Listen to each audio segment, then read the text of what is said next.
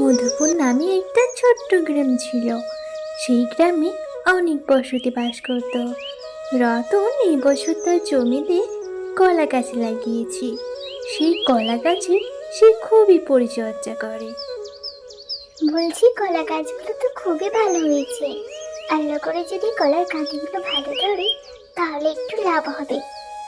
হ্যাঁ মিনু, তাই তো সারাদিনে কলা গাছগুলোর খুব পরিচর্যা করি। রতন, বলি ও রতন, বাড়িতে আসো নাকি? আরে গোপাল কাকা, এই ঘূর্ণি দুপুরবেলা আমার বাড়িতে? এলাম তো একটা দরকারে। আজ আমার বাড়িতে বেশ কিছু লোক খাওয়াবো। তা ভাবলাম, তোমার যখন এত কলা গাছ আছে, আমি আবার শুধু শুধু টাকা খরচ করে খাবার পাতা কিনতে যাব কেন বলো তো? তা বেশ কিছু কলা পাতা দেবে, চলো দেখি আমায়। না গোপাল কাকা, আমি কলা পাতা দিতে পারবো না। আর কিছুদিনের মধ্যেই আমার গাছে কলা ধরবে। এখন যদি আমার কলা গাছে পাতা কাটি তাহলে আমার কলা গাছগুলো দুর্বল হয়ে পড়বে। তুমি বরং বাজার থেকে পাতা কিনে আনো। রতনের কথা শুনে তো গোপাল রেগে লাল। বাড়িতে এসে সে রাগে গজরাতে থাকে। ওই রতনের এত দেবাক আমাকে কলা পাতা দিল না। আমিও দেখছি ওই কলা গাছ কি করে সোজা থাকে। এরপর কটা দিন কেটে গেল। মা মা, আমি চুটকির সাথে খেলতে যাচ্ছি। ঠিক আছে যা, তবে বেশি দূরে যাসনি, তাড়াতাড়ি ফিরে আসিস। রান্না তো হয়েই গেল, মুনির বাবাও তো এখনো বাড়ি ফিরলো না। সকাল থেকে তো বেচারি কিছুই খেয়ে যায়নি। মিনতি, মিনতি, রান্না হলো? তাড়াতাড়ি দুটো খেতে দাও দেখি, বড্ড খিদে লেগেছে। তুমি বসো, আমি এখনই খেতে দিচ্ছি। জানো মিনতি, আজ বেশ কটা গাছে কলা ধরেছে। কদিনের মধ্যে সব গাছই কলার কাঁদি ধরবে। এক সপ্তাহ পরে রতন জমির কলা গাছে অনেক কলা ধরেছে।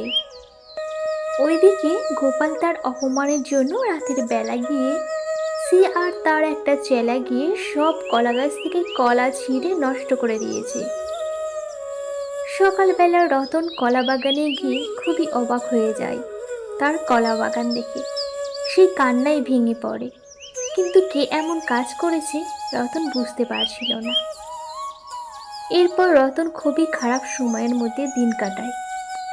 সে তখন কিছু সবজি নিয়ে গ্রামে গ্রামে বিক্রি করত। ওইদিকে গোপালকে যে সাহায্য করেছিল তার স্ত্রী খুবই অসুস্থ, তাই সে গোপালের কাছে টাকা চাইতে যায়। বাবু, বাবু আমাকে কিছু টাকা দিন বাবু। আমার বউ খুব অসুস্থ বাবু, এখনই ডাক্তার দেখাতে নিয়ে যেতে হবে। আমার কাছে যে কোনো টাকা নেই। তোর বউ মরবে কি বাঁচবে তাতে আমি কি করবো রে? যা তো এখন এখান থেকে, আমার মাথা খারাপ করেছিলি। গোপাল একটা টাকাও লক্ষ্মীরামকে দেয় না। সে কাঁদতে কাঁদতে বাড়ি ফিরে। সেই সময় রতন সবজি বিক্রি করে বাড়ি ফিরছিল। কি হয়েছে লক্ষ্মীরাম, অমন কাঁদছো কেন? সব শোনার পরে রতন সব টাকা লক্ষ্মীরামকে দিয়ে দেয়। লক্ষ্মীরাম তার বউয়ের চিকিৎসা করায় আর সে সুস্থ হয়ে ওঠে। এরপর লক্ষ্মীরাম খুবই অনুশোচনা করতে থাকে তার পাপের কারণে। সে ঠিক করে সব কথা রতনকে বলে দেবে। তাই সে রতনের বাড়িতে যায় আর রতনকে গোপালের সব কথা বলে এবং তার কথাও বলে। সব শুনে রতন বলে, তোমাকে আমি ক্ষমা করে দিয়েছি। তুমি তোমার ভুল বুঝতে পেরেছো লক্ষ্মীরাম, কিন্তু ওই গোপালকে আমি ছাড়বো না। সে আমার অনেক ক্ষতি করেছে।